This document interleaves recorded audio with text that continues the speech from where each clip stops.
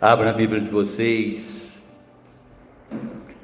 na 2 Coríntios, no capítulo 6.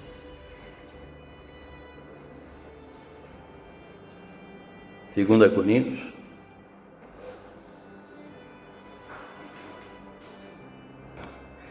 no capítulo 6,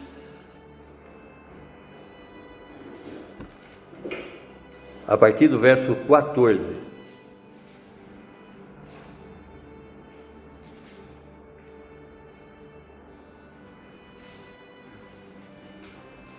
Não se ponham em julgo desigual com os descrentes.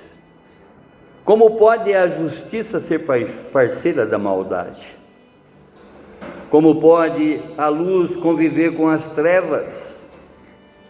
Que harmonia pode haver entre Cristo e o diabo? Como alguém que crê pode se ligar a quem não crê? E que união pode haver entre o templo de Deus e os ídolos? Pois somos o templo do Deus vivo, como Ele próprio disse: habitarei e andarei no meio deles, serei o seu Deus, e eles serão o meu povo. Portanto, afastem-se, separem-se dele, diz o Senhor. Não toquem em coisas impuras, e eu os receberei. Eu serei seu pai, e vocês serão meus filhos e minhas filhas, diz o Senhor Todo-Poderoso. Amém, irmãos? Abaixe a sua fronte, feche seus olhos e vamos falar com Deus.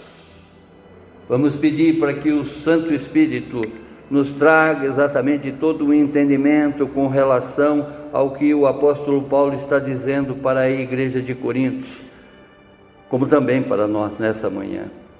Que possamos compreender através do Santo Espírito de Deus, porque é Ele quem fala para a igreja, tudo o que Ele quer nos ensinar. Não que Ele não tenha, mas que possamos dar total legalidade para que Ele haja na nossa mente, no nosso coração, na nossa alma, em todo o nosso ser, para que saiamos daqui totalmente diferente da maneira que entramos, numa compreensão maior do que o Senhor fala conosco, para que verdadeiramente possamos aplicar essa palavra na nossa vida, como também na vida das pessoas que nos cercam, dos nossos irmãos, a todos os instantes na nossa vida, para a honra e glória do nosso Deus. Amém, amém, amém. Glórias a Ti, Senhor. O tema: chamado à santidade e à separação do mundo. Poderíamos até dizer, conforme esse último louvor que nós acabamos de cantar: guarde a eternidade em mim, Jesus. Sempre falamos aqui que essa eternidade já começou na nossa vida e que devemos buscar cada vez mais ser santo como santo o Senhor é, não é? E nos separando de uma forma paulatinamente, de uma forma constante das coisas que estão aí no mundo. Porque conforme o próprio apóstolo diz, tudo me é lícito, mas nem tudo nos convém. Amém, irmãos? Hoje em dia, nós vivemos num mundo onde que coisa errada parece ser normal. A todo momento nós estamos vendo cada vez mais o conformismo das pessoas com relação à aceitação das coisas que não agrada ao Senhor. As pessoas seguem ideias, valores que muitas vezes vão contra o que Deus quer e espera para a vida de cada um de nós.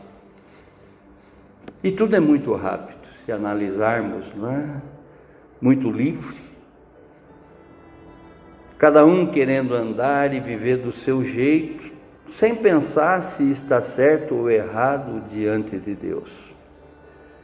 E o apóstolo Paulo, quando ele escreveu para os cristãos da cidade de Corinto, ele faz exatamente essa alerta que é importante, não é? E que possamos meditar nessa manhã, através disso tudo que ele está falando aqui, falou lá atrás para Coríntios, como também está falando para nós nessa manhã. Ele disse que a gente não deve se misturar com tudo o que vai contra a nossa fé. Não é para que sejamos melhores do que as pessoas, né? Do que ninguém propriamente dito, mas para sermos diferentes.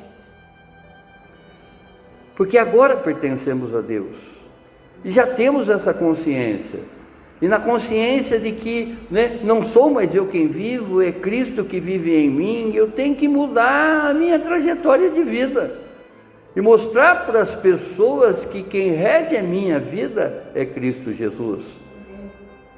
E ao mostrar essa regência, né, essa nova direção que tomou a minha vida, automaticamente eu vou me desvencilhando de coisas, dando um testemunho para essas pessoas que ainda, né, acha que tudo é normal, acha que tudo é lícito, né, que elas podem fazer qualquer tipo de coisa.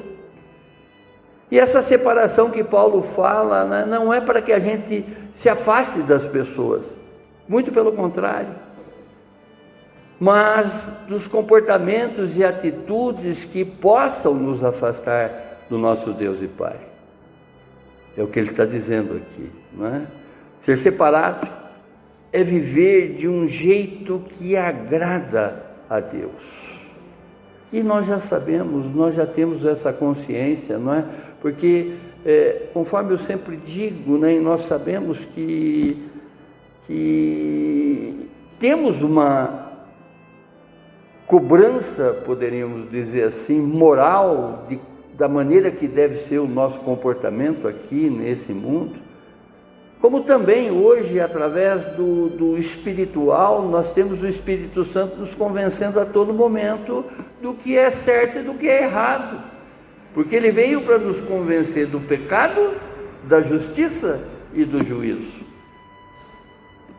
E se estamos ainda trilhando por coisas que não deveríamos trilhar, ainda teimando em fazer coisas que desagradam ao nosso Deus, nós temos que fazer uma revisão total, nós temos que buscar um renovo total, né, diante desse Deus que para nós só é misericórdia, para nós só é amor, que quer que realmente a gente mude, para que a gente tenha um bom testemunho para mudar também muitas pessoas que estão ao nosso redor.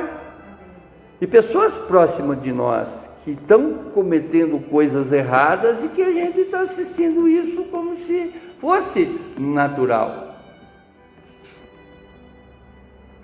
O nosso testemunho está deixando a desejar, digamos assim, não é? Porque nós não estamos influenciando essas pessoas para que elas mudem. Por isso que nós devemos a todo instante dar testemunho de santidade para essas pessoas, porque Deus espera que sejamos santos, como santo Ele é, e de certo modo, não é, tocar na vida dessas pessoas, fazer com que realmente as escamas dos olhos dessas pessoas caem e elas possam contemplar essa nova realidade de vida da qual nós vivemos hoje, que também desejamos a ela, amém? A elas, né? Podemos dizer no plural. Oh glorioso Deus! Ao observarmos aqui o contexto histórico dessa fala do apóstolo Paulo, ele escreveu essa sua segunda carta aos Coríntios por volta de 55 anos depois de Cristo. E essa sua escrita, ele admoesta todos os crentes a viverem de maneira diferente do mundo. Já expliquei aqui para vocês que admoestar é uma atitude de muito amor, porque não é, nós estamos falando para as pessoas, nós estamos buscando convencer as pessoas daquilo que elas têm que trilhar nessa vida, né? Do que elas têm que buscar nessa vida. Isso é admoestar. E sempre falo também, e como a própria Bíblia diz, né, não é de palavras, mas sim pelas minhas atitudes. Pelo meu comportamento, nos lugares das quais eu transito, eu tenho que deixar um bom testemunho para essas pessoas, porque não adianta eu ser um religioso. Eu tenho que mostrar para essas pessoas que verdadeiramente Cristo mudou a minha vida. Não de fachada. E não fazer exatamente isso, não é, para que eu me convença. Eu tenho que convencer o próprio Deus e aos meus semelhantes. Amar a Deus sobre todas as coisas e seu próximo como a ti mesmo. Tem muitas pessoas convencidas, mas não convertidas no caminhar desse mundo. Tem muito crente, não é? Conforme a igreja de Corinto estava apresentando exatamente para o apóstolo, tanto que ele escreve essa carta, as duas cartas que ele escreveu, a primeira com mais rigidez, a segunda já, não é, mais branda, digamos assim, porque ele observou que a primeira tomou uma proporção grande na vida daquela igreja e que muitos dali mudaram, mas ainda alguns teimavam em ser aquele velho homem, né?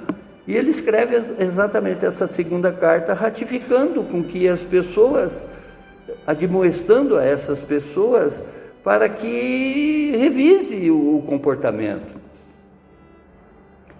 Pois ele queria encorajar, né, que todos buscassem uma vida santa e dedicada a Deus, naquela igreja, como também para nós aqui nessa manhã. A palavra de Deus é viva, a palavra de Deus é atual. Inspirado pelo Santo Espírito, ele escreveu essa preciosidade, essa carta, essa epístola para aquela igreja há 55 anos depois de Cristo, como ela tem uma propriedade muito grande de fazer com que realmente a gente tenha uma compreensão maior e mude o nosso comportamento, que é o que Deus espera em cada um de nós. Só para entendermos um pouquinho daquele momento, e não diferente exatamente dos dias que a gente atravessa hoje, não é? Por parte de tanta coisa que a gente está vendo de errado no caminhar do crente propriamente dito, a igreja de Corinto, ela enfrentava desafios como divisões, questionamentos, não é? Sobre a autoridade de Paulo, sendo influenciadas por ideias externas. E com carinho e firmeza, Paulo escreve essa segunda carta para orientar, corrigir e fortalecer a todos os crentes desta igreja na fé. Lembrando a todos que pertencem a Cristo que devem viver hoje de uma forma que o agrade a Cristo Jesus,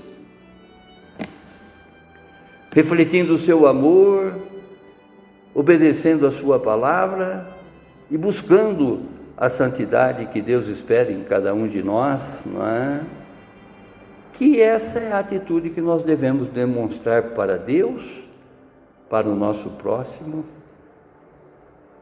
porque já sabemos de muita coisa, já não somos mais ignorantes. A nós já foi revelado muitas coisas e que o Senhor espera que coloquemos tudo isso em prática, não é?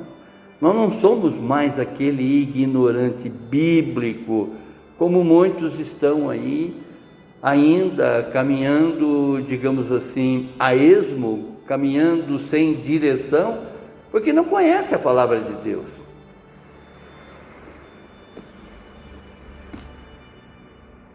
Ao meditarmos nessa passagem, nós somos levados a compreender que a vida cristã, ela deve ser marcada pela obediência, pela santidade e a dedicação a Deus, refletindo a sua vontade em cada aspecto desse nosso novo viver em Cristo Jesus.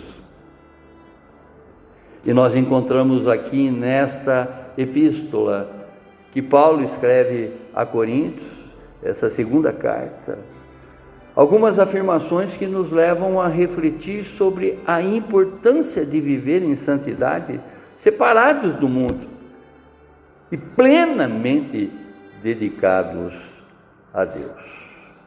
Primeira afirmação: o chamado à separação do jugo desigual, que estão nos versos 14 e 15. Nós já aprendemos que a citação, a utilização dessa figura de linguagem jugo, nós sabemos que jugo era aquela canga que era colocada nos animais para que eles tivessem um posicionamento nivelado e trabalhassem de uma forma ordenada, e não desordenada. Por isso que ele diz, não se ponham em jugo desigual. Quando nos colocamos em jugo desigual, nós somos forçados a fazer um esforço maior. Ao contrário, se estivermos num jugo igual. O boi atrelado a uma canga, a um jugo igual, os dois vão dividir a força nesse caminhar. E no jugo desigual, alguém vai fazer uma força maior, às vezes até para puxar o outro, às vezes até para carregar o outro. Paulo ele usa exatamente essa figura de linguagem, conforme Jesus já havia utilizado no seu evangelho, aonde que ele diz que o jugo que ele tem para as pessoas é mais leve, é mais suave, E que nós sabemos, quando ele faz exatamente a convocação: vinde a mim, vocês que estão cansados e oprimidos, que eu os aliviarei, porque o meu jugo é mais leve, Ele faz lá em Mateus, no capítulo 11, do verso 28 a 30. E Paulo, falando exatamente sobre essa mesma figura de linguagem, ele está mostrando aqui, que nós não devemos nos colocar, nos pôr em jugo desigual com os descrentes.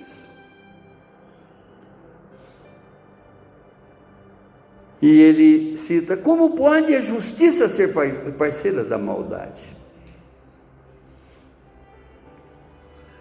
Olha o momento que nós estamos atravessando nesse mundo, nesse momento, com relação, até mesmo o quadro político, que a gente está assistindo aí tantas maldades, tantas vinganças,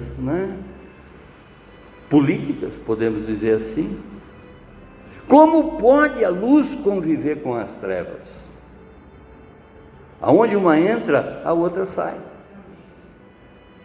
Você adentra num ambiente escuro, quando você aperta o interruptor, a tomadinha ali, e liga a luz daquele ambiente, o que acontece? A escuridão vai embora. É assim com a nossa vida. Se estivermos na escuridão, a luz vai embora. Se estivermos com a luz, a escuridão vai embora. E essas figuras todas mostram exatamente, o que Paulo está fazendo aqui porque ele está chamando os cristãos a uma vida de santidade e separação. Agora vamos entender essa separação. Muitas pessoas olham, lê uma epístola dessa, uma passagem dessa, já acha que tem que desistir da pessoa que está do lado dela, descrente. Não tem que dar nem importância para esse descrente. E ao contrário. O que ele está falando para Coríntios, ele está falando aqui para nós também, né? Aqui ele usa, mais uma vez, dessas metáforas para ilustrar a incompatibilidade entre crente e descrente. Ele está apresentando exatamente as causas. O jugo desigual, ele pode ser aplicado a negócios, a amizade, a casamentos, ou qualquer parceria que comprometa a fé cristã. Vamos vendo que tenha um comprometimento com relação à nossa fé. Falávamos, ainda há pouco, da nossa condição moral, quanto da nossa condição espiritual.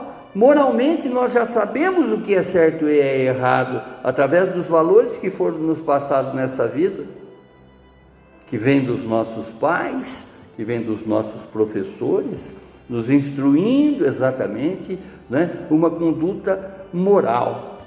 Na minha época existia uma matéria que hoje já nem existe mais, que falava exatamente dessa condição moral, chamava os alunos para cada vez mais ter esse comprometimento.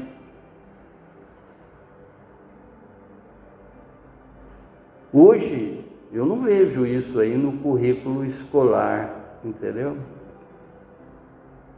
Que chamava a atenção, de reconhecer a bandeira, de ser um verdadeiro patriota, percebe? Que as coisas vão se tornando normais através das mudanças todas,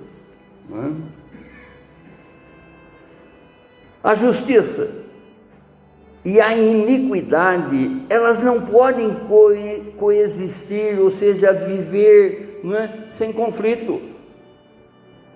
A própria palavra diz que a carne milita com o espírito e o espírito milita com a carne. Existe um conflito, existe uma briga constante. Então a justiça ela não tem condições de coabitar no mesmo espaço com a iniquidade. Naquilo que eu sempre falo para vocês, através do conhecimento que a gente já adquiriu, pecar não tem mais graça. Não combina mais essa situação de continuarmos vivendo aquela vida que vivíamos outrora.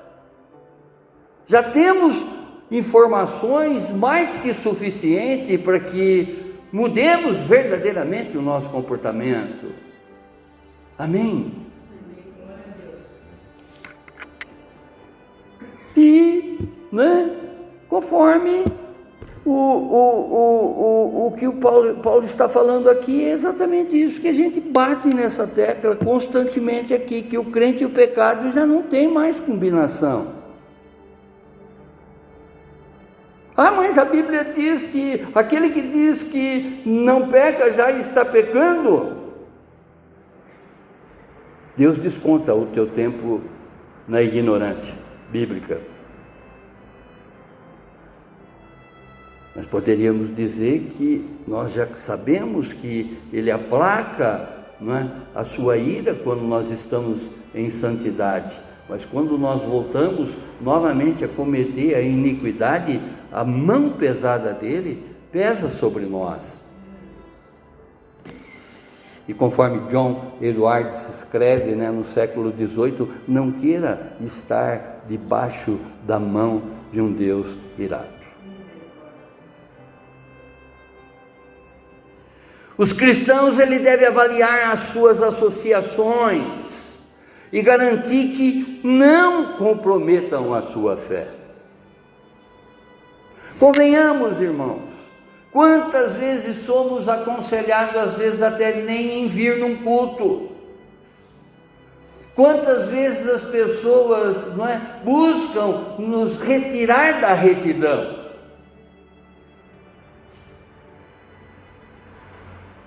Esse jugo desigual, aquilo que, uma vez que esse jugo está desigual, alguém vai ter que ser mais forte do que esse fraco, que às vezes fala na nossa mente, fala no nosso coração, para que a gente mude a nossa atitude, atenda mais a ele, pessoa, do que a Deus. A separação do mundo não significa isolamento, mas sim viver de uma forma que glorifique a Deus.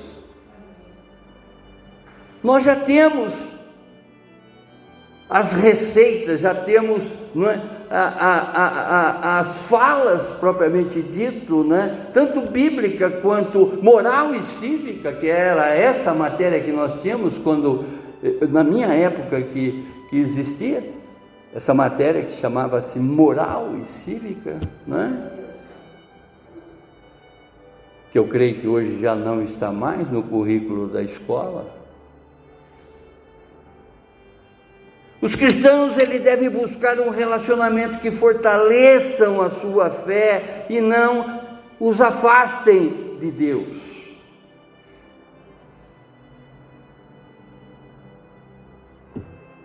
A comunhão verdadeira, ela ocorre entre aqueles que compartilham os mesmos valores espirituais. Deus, ele orienta os seus filhos a não se unirem de maneira desigual com os incrédulos. É comum você ouvir, uma pessoa que tem um entendimento, ela diz: eu vou orar para que Deus me dê um varão, que tema ele, porque ela está se colocando exatamente num relacionamento de jugo igual, porque senão vai sofrer consequências, terão essas consequências.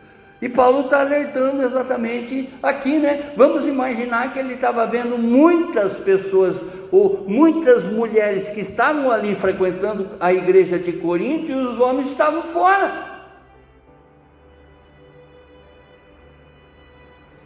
Alguém vai ter que fazer uma força maior quando esse jugo estiver desigual. Percebe, irmãos?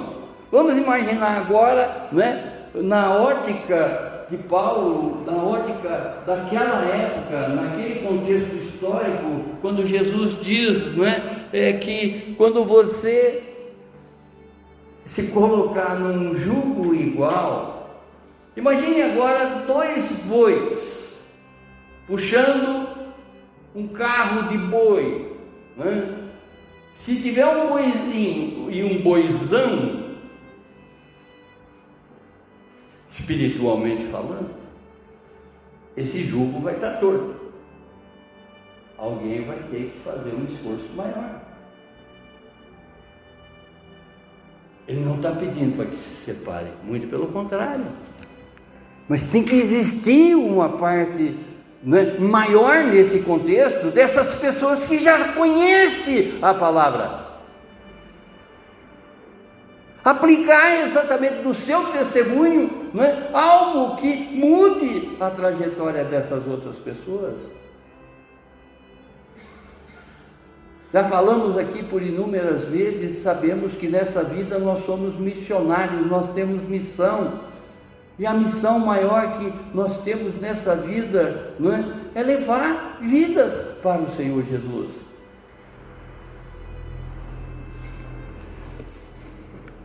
Verso 15: que harmonia pode haver entre Cristo e o diabo? Olha onde ele vai. Aquela igreja, ela estava sob divisões. Ele estava vendo exatamente o caminhar daquela igreja no seu todo. Ele sabia exatamente que as pessoas buscavam muito mais notoriedade naquela caminhada do que uma entrega a Cristo Jesus.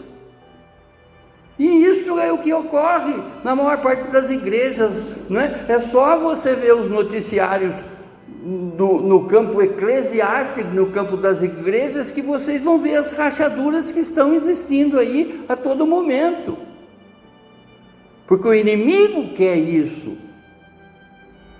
E quando o interesse das pessoas são contrários, alguém tem que fazer um esforço maior. Como alguém que crê pode se ligar a quem não crê? Diz a palavra. Assim como Cristo e o diabo são opostos, os cristãos devem evitar alianças espirituais com os incrédulos. Sabemos exatamente de todas as consequências das quais, não é, a gente busca eliminar, digamos assim, porque sofremos, ainda que estamos nesse mundo, a gente sofre a interferência de um outro mundo, do mundo espiritual, ou não? Por sofrer essa interferência, é que nós temos que nos vigiar, é que nós temos que cada vez mais aprimorar o nosso testemunho, para fazer com que essas pessoas que a gente diz amar, diz que ama a elas, buscar exatamente com que elas sigam os passos do Senhor. Não excluí-las, muito pelo contrário. Quando eu digo que quem está sob esse jugo desigual, e a própria palavra ratifica isso, eu estou dizendo aqui agora, né, na busca de uma interpretação melhor, mostrando até exatamente essa desigualdade, alguém vai ter que fazer um esforço maior. Alguém que terá que melhorar o seu testemunho. Caso contrário, né, existirá essa separação. Por isso que eu sempre digo aqui um ditado que eu aprendi isso há muitos anos atrás, eu diria que na minha mocidade, né, que o mais forte sempre dá o braço a torcer. Mais forte na compreensão, mais forte na espiritualidade, mais forte na santidade, porque o fraco ele é só sustentado pelo orgulho. Ele é orgulhoso, se torna soberbo. E a própria palavra diz que ao soberbo está mais próximo da queda do que o santo, claro. A soberba é o princípio da queda. O orgulho é o princípio da queda. A luz e as trevas nunca podem permanecer juntas, voltando a falar sobre.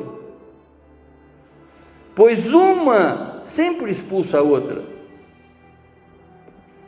Os crentes não devem, oh Deus, se unir aos ímpios, pois isso pode enfraquecer a sua fé e afastá-los da comunhão com Deus.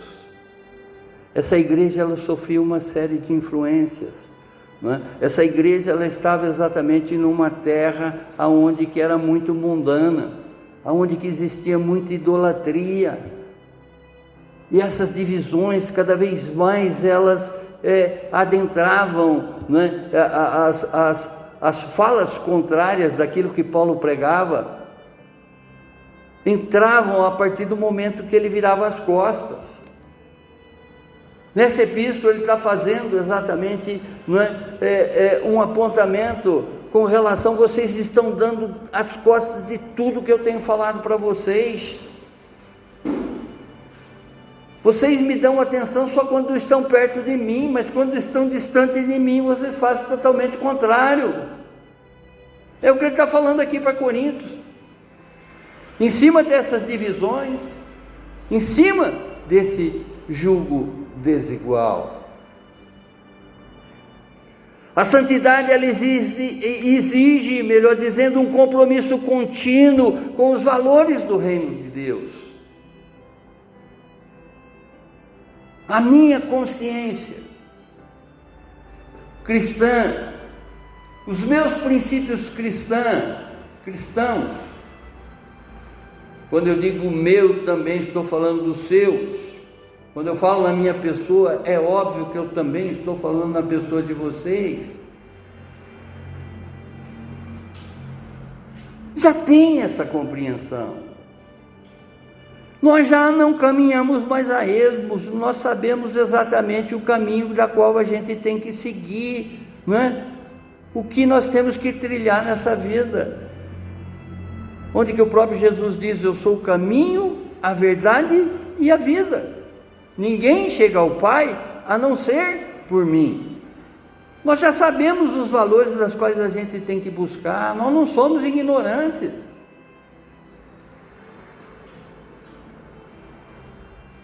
Os cristãos devem viver de forma que reflita a luz de Cristo e evite influências prejudiciais.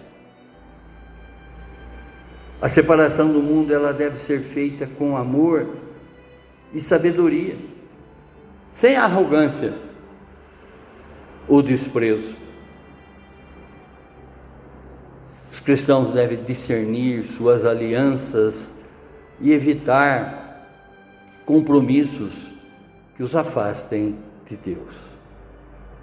Essa pessoa, por ser fraca, ela vai falar muito na tua cabeça, ela vai querer mudar o teu comportamento, ela vai, de certa maneira, ela vai querer que você se iguale ao jugo dela, que na maior parte das vezes não é o jugo que Cristo espera em cada um de nós, aquele jugo que Ele quer colocar, leve e suave. É uma canga pesada.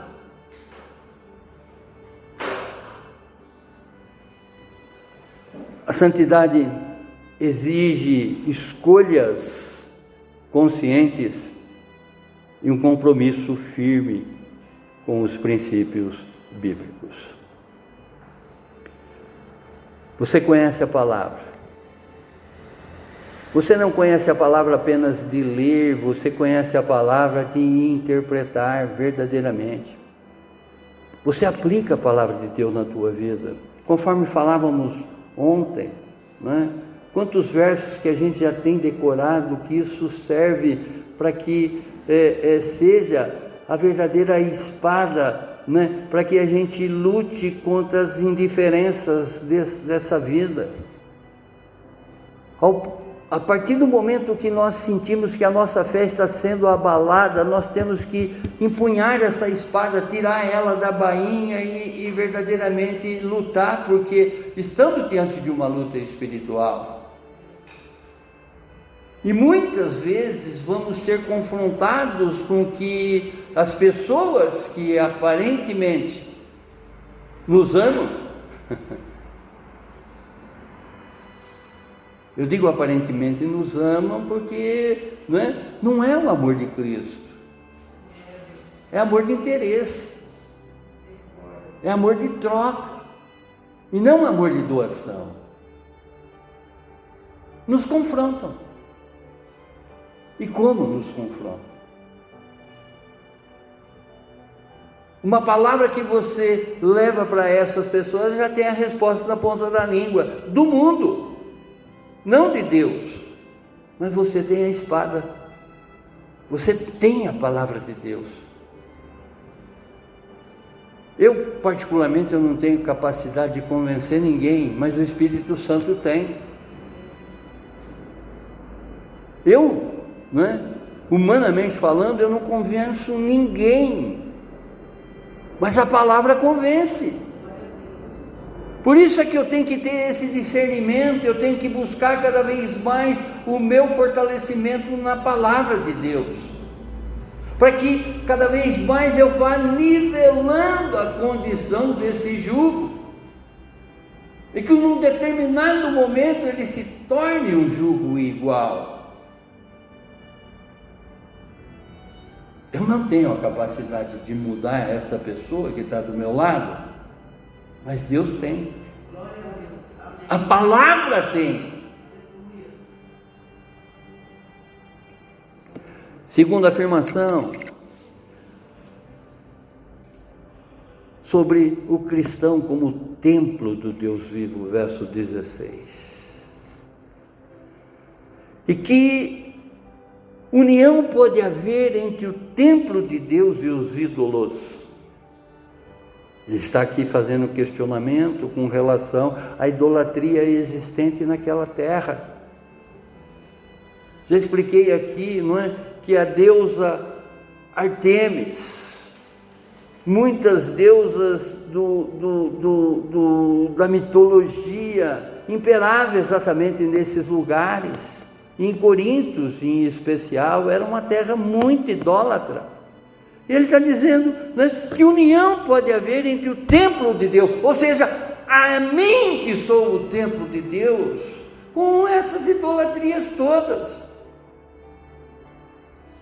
Eu sou a casa de Deus, Deus mora em mim. Eu já expliquei aqui para vocês que como que surgiu todas essas imagens, não sei se vocês se recordam. No século XII, ou seja, nos anos de 1300, um Papa, me vaga o nome dele agora, não é? Ele só naquele espaço todo da igreja existia somente a cruz de Jesus e todo aquele espaço sobrando, não é? Aí ele entra lá, humanamente falando e não espiritualmente falando, esse Papa, né? Ele olha e tem uma ideia. Eu vou colocar do lado de Jesus a imagem da Imaculada Conceição. Começou a preencher os espaços dentro da Igreja Católica. Do lado da Imaculada Conceição, eu vou colocar o Santo Antônio, eu vou colocar o São José, eu vou colocar São Sebastião, eu vou colocar todos os santos ao passo de preencher esse espaço de santidade.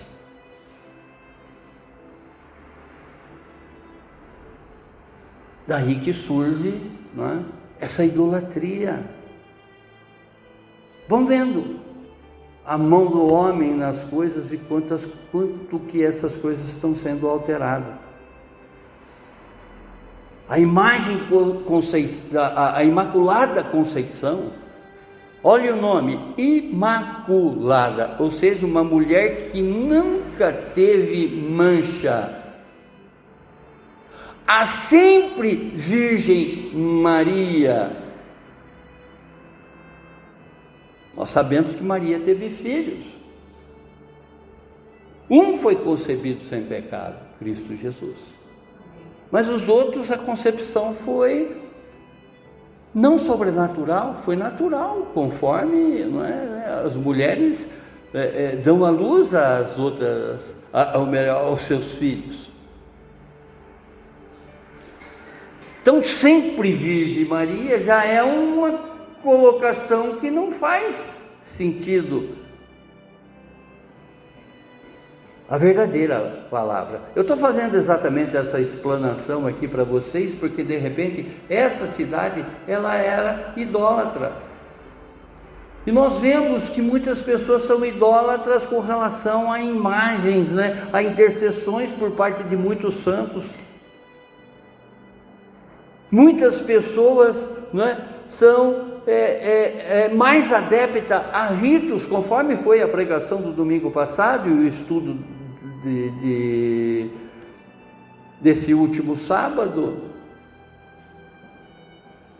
do que a fé do que a busca naquilo que verdadeiramente, elas têm que buscarem. A espiritualidade, a santidade. Amém? O Pai eterno, e olha o que diz a palavra, e que união pode haver entre o templo de Deus e os ídolos, pois somos o templo do Deus vivo. Como Ele próprio disse: habitarei e andarei no meio deles, serei o seu Deus e eles serão o meu povo. Paulo, nesse verso, ele afirma que os cristãos são o templo do Deus vivo, chamados à pureza e à obediência. Temos que cuidar do altar. Temos que fazer exatamente uma limpeza no nosso templo, e não necessariamente só nesse templo, entre essas paredes, mas principalmente no nosso templo, no nosso corpo, para que verdadeiramente esse Deus tenha uma habitação santa, como santo Ele é. Paulo, ele afirma que a presença de Deus entre seu povo implica um chamado à pureza e à obediência. Mais uma vez, qualquer idolatria, mesmo que sutil, compromete a comunhão com Deus e deve ser evitada. Às vezes, pessoas idolatram pessoas, colocando Deus de lado.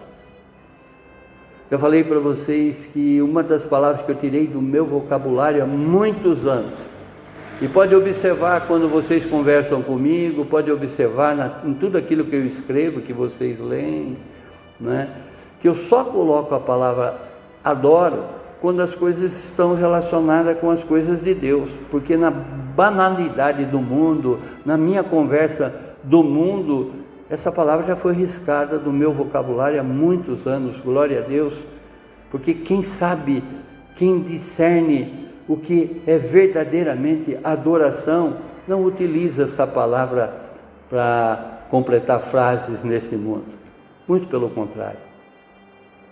Há somente um digno de toda adoração, que é o nosso Deus Trino, Deus Pai, Deus Filho e Deus Espírito Santo, e todas as coisas que estão associadas a Ele.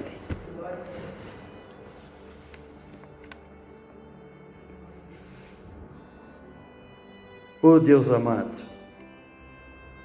os cristãos devem viver de forma que reflita a santidade de Deus, evitando influências que os afastem dele. A presença de Deus deve ser evidente na vida do crente, por meio de atitudes e escolhas alinhadas com a sua vontade. Olhando exatamente para essa figura de linguagem, esse julgo desigual, Vejam quantas vezes você tem que dar o braço a torcer, porque você já tem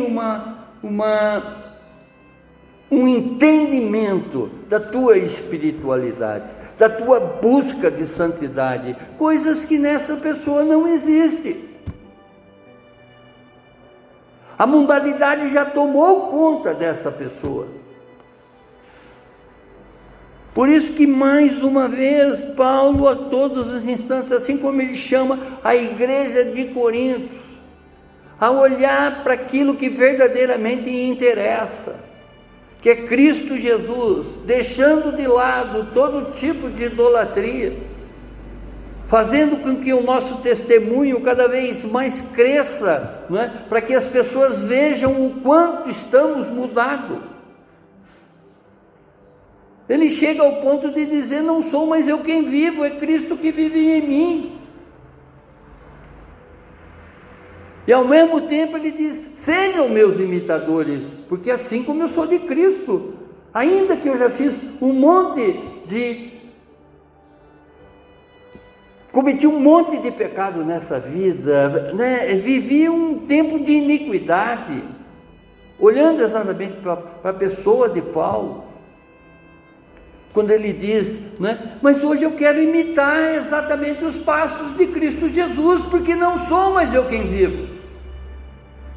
Eu quero trilhar exatamente nessa vida, né? Nesse tempo que me resta, buscar cada vez mais a santidade, porque santo meu Deus é. Eu quero dar esse testemunho para as pessoas, ao passo dele escrever todas essas epístolas, da qual ele escreveu, que se analisarmos com profundidade, a metade do Novo Testamento, atribuída a Paulo, as escrituras paulíneas, nos mostrando exatamente que o viver agora é viver em Cristo Jesus, diante de tudo que ele cometeu. Mas a partir do momento que verdadeiramente ele se coloca diante desse Deus arrependido, contrito, conforme diz a palavra, né? Deus não despreza um coração verdadeiro, um coração arrependido, jamais Deus rejeitará.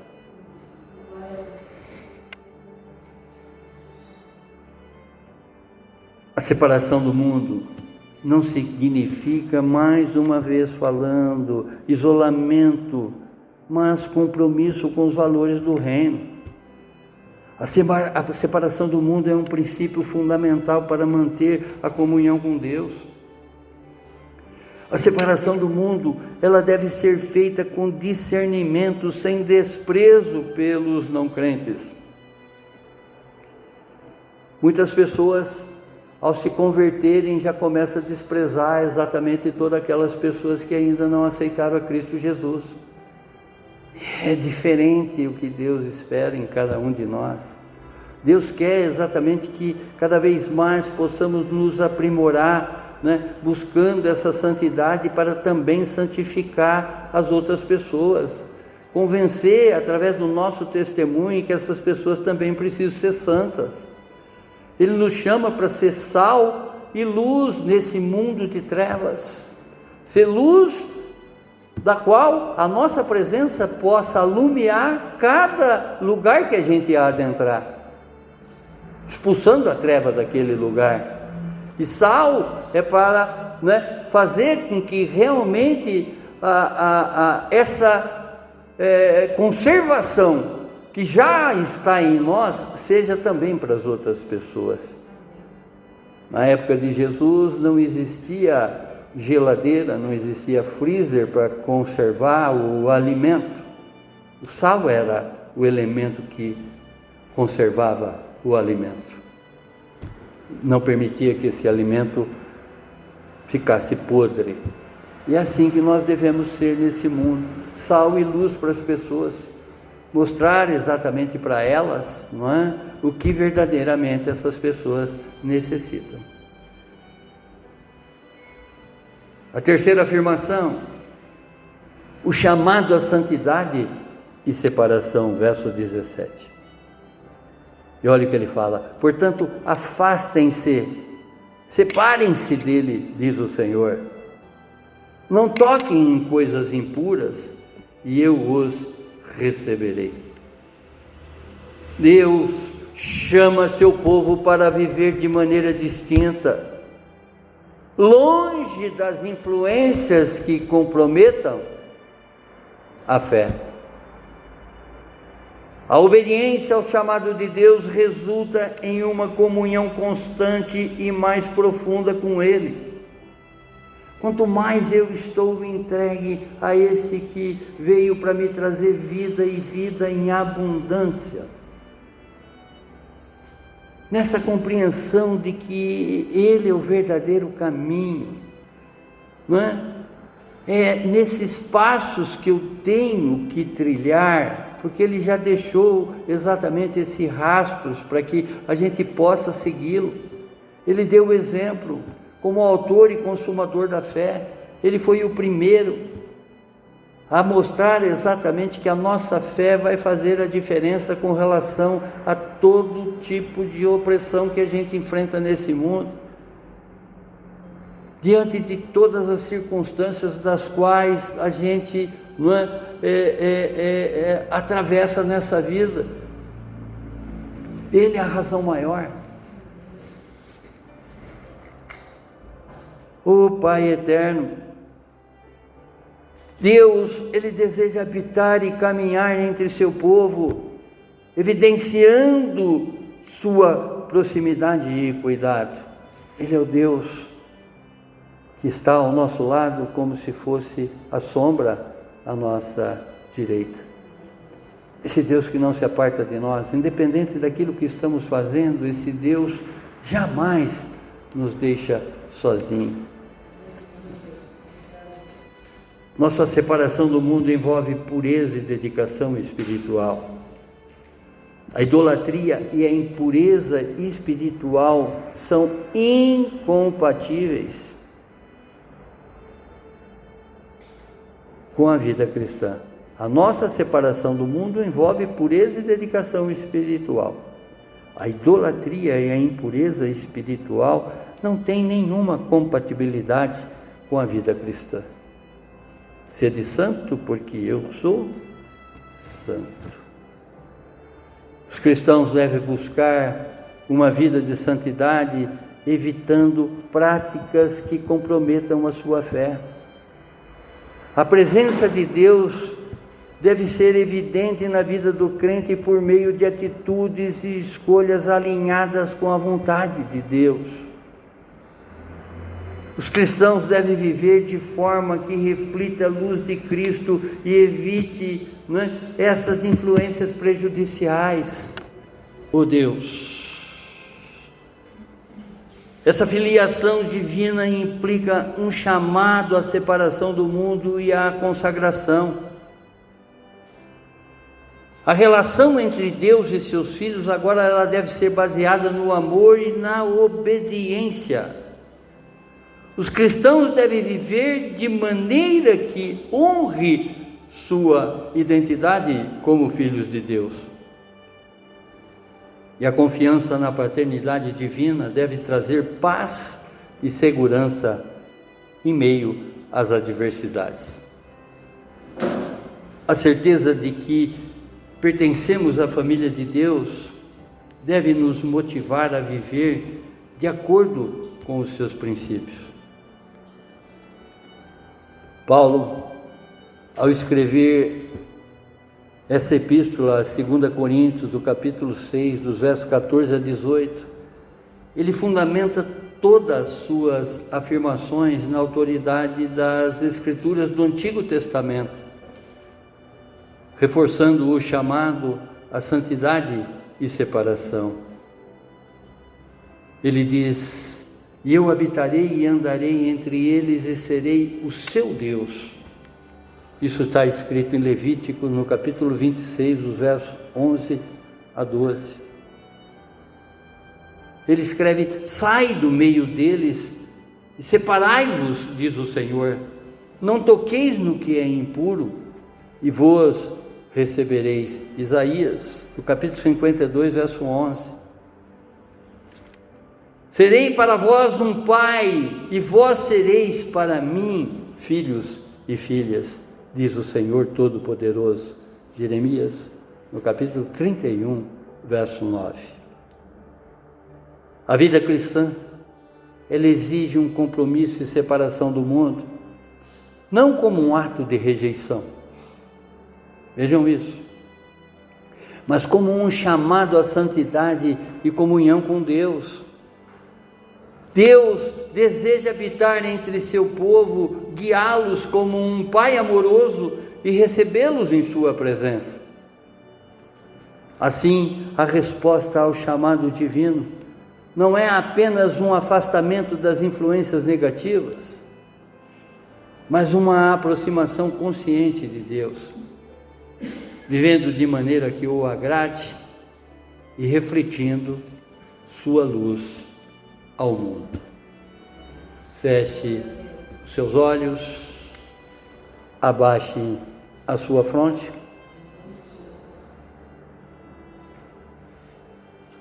A promessa do Senhor é clara. Ele nos receberá e nós seremos o seu povo. O Senhor nos convida hoje a sair do meio deles, a não tocar no que é impuro e viver em santidade. Que possamos responder a esse chamado com coragem e fé, abraçando a sua graça, sendo verdadeiramente seus filhos e herdeiros, consagrando nossas vidas inteiramente ao Senhor e desfrutando desta maravilhosa comunhão com Ele. Em nenhum instante, Paulo disse aqui para que você desista da pessoa que está do teu lado. Ao contrário, dê um bom testemunho para essa pessoa e traga ela também para andar nos caminhos de Jesus. Obrigado, Deus. Muito obrigado, Senhor, por nos mostrar, Senhor, o jugo desigual, nos apresentar exatamente, não é, essa palavra que Paulo escreveu há muitos anos atrás para a igreja de Coríntios e que hoje ela se faz também necessária na nossa vida, Pai.